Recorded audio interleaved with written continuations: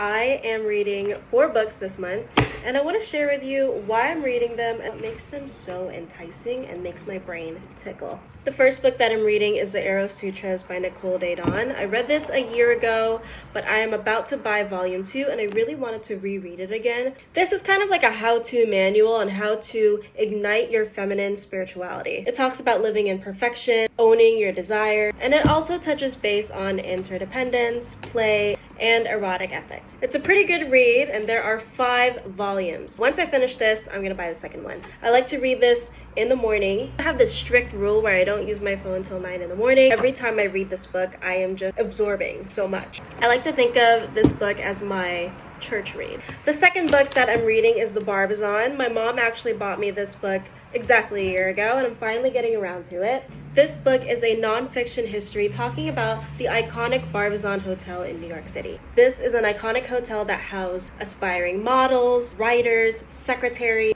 and actresses. Yes, Chandler, this is a really good read.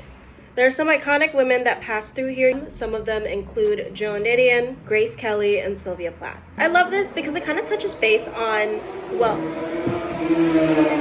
I love this because obviously I am an ambitious woman. I love to travel and I review hotels for a living. So it kind of just ties into my overall brand and lifestyle. This is literally all about 20th century women leaving home with a suitcase and a dream. Love this. I read this book when I'm out and about, like standing in line, waiting for my coffee, when I'm in the car, waiting for my boyfriend to finish running errands. This is the book that I read before I go to bed. This is the iconic Moby Dick, and if you're not familiar with it, I'll give you a quick rundown. This is a novel that talks about whaling, and the overall theme of this book is obsession. This book touches base about God, grief, capitalism, and being so obsessed by a mission that you're literally possessed by it. I love this, it's a classic, and I'm actually annotating and taking notes as I go.